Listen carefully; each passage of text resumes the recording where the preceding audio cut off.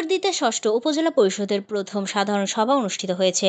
ঈশ্বরদী প্রতিনিধি জানান, বুধবার সকালে ঈশ্বরদী উপজেলা পরিষদ সম্মেলন কক্ষে ষষ্ঠ উপজেলা পরিষদের প্রথম সাধারণ সভা অনুষ্ঠিত হয়। নবনির্বাচিত উপজেলা চেয়ারম্যান এমদাদুল হক রানার সভাপতিত্বে ও উপজেলা একাডেমিক সুপারভাইজার আরিফুল ইসলামের সঞ্চালনায় উপজেলা নির্বাহী অফিসার সুবীর কুমার দাস, উপজেলা কৃষি অফিসার মিতা সরকার, ঈশ্বরদী থানার অফিসার ইনচার্জ রফিকুল ইসলাম, উপজেলা স্বাস্থ্য কর্মকর্তা মালেকুল আফতার ভুইয়া, মাদকদ্রব্য নিয়ন্ত্রণ কর্মকর্তা মামুনুর রহমান, পৌর আওয়ামী লীগ সভাপতি আব্দুল খালেক, বীর মুক্তিযোদ্ধা গোলাম মোস্তফা চান্না ও আব্দুল খালেক, ভাইস চেয়ারম্যান বৃন্দ, ইউনিয়ন পরিষদের চেয়ারম্যান বৃন্দ এবং ঈশ্বরদী উপজেলা প্রেস ক্লাবের সভাপতি ও জাতীয় সাংবাদিক সোসাইটির কেন্দ্রীয় সাংগঠনিক সচিব তৌহিদ আক্তার পান্না এবং ঈশ্বরদী উপজেলা প্রেস ক্লাবের সাধারণ সম্পাদক এ আজাদ হান্নান সহ বিভিন্ন মিডিয়ার সাংবাদিক বৃন্দ উপস্থিত ছিলেন। সবার শুরুতে উপজেলা নির্বাহী অফিসার সুবীর কুমার দাস উপজেলা চেয়ারম্যান ও ভাইস চেয়ারম্যানদের ফুল দিয়ে বরণ করে নেন। এরপর বঙ্গবন্ধু সহ তার পরিবারের সকল শহীদ, জাতির চার নেতা, প্রয়াত ভূমি মন্ত্রী শামসুর রহমান শরীফ এমপি সহ সকল প্রয়াত ব্যক্তিদের আত্মার মাগফিরাত কামনায়